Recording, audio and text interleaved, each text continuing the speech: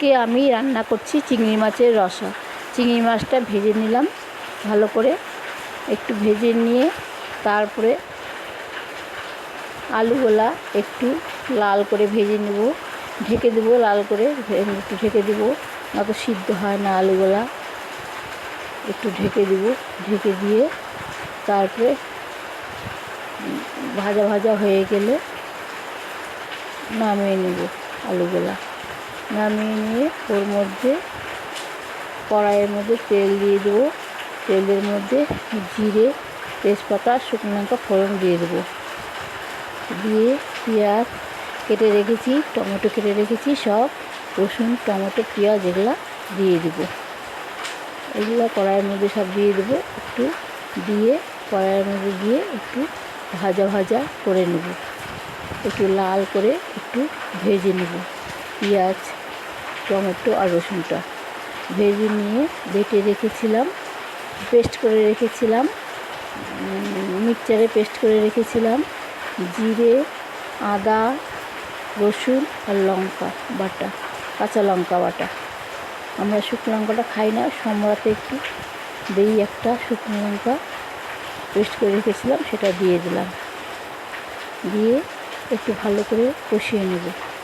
কষানো হয়ে গেলে যে আলুগুলো ভেজে রেখেছিলাম সেটা এখন দিয়ে দিব, সেটা এখন ঢেলে দিলাম, দিয়ে চিংড়ি মাছগুলো দিয়ে দেবো, একসঙ্গে একটু কষা কষা করে নেব।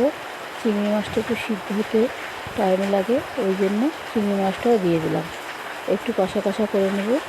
নিয়ে একটু গরম জল করে রেখেছি সেটা দিয়ে দেবো, সেটা দিয়ে দেবো, কষা হয়ে গেলে পরে দিয়ে দেবো, তারপরে ঢেকে দিব, একটু সিদ্ধ হবে, ঢেকে দিলাম, ঢেকে দিয়ে এখন নামিয়ে নেব। দিয়ে গরম জল দিয়ে দেবো, একটু গরম জল করে রেখেছি একটু দিয়ে দেবো এর মধ্যে, গরম জল দিয়ে দেবো, গরম জল দিয়ে একটু ঢেকে দেবো, গরম জল দিলাম এখন দিয়ে এখন ঢেকে দেবো, ঢেকে দিয়ে একটু সিদ্ধ হলে গরম মশলা দিয়ে নামিয়ে নেব। যদি আজকে আমার ভিডিওটা ভালো লাগে তাহলে একটা লাইক, কমেন্ট ও শেয়ার করে দেবেন। হয়ে এসছে আমার চিংড়ি মাছের রসাটা। দই একটু দিয়ে দিলাম, টক দই, ঘরের পাতা দই দিয়ে দিলাম, একটু একটু জলটা শুকিয়ে গেলেই নামিয়ে নেব। কয়েকটা কাঁচা লঙ্কা দিয়ে দিলাম, দিয়ে ঢেকে দিলাম, একটু সিদ্ধ হলেই নামিয়ে নেব। হয়ে গেল আজকে আমার চিংড়ি মাছের রসা।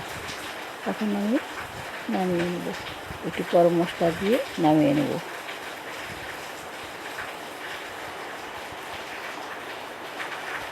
আজকের মতো ভিডিওটা এখানেই শেষ করছি।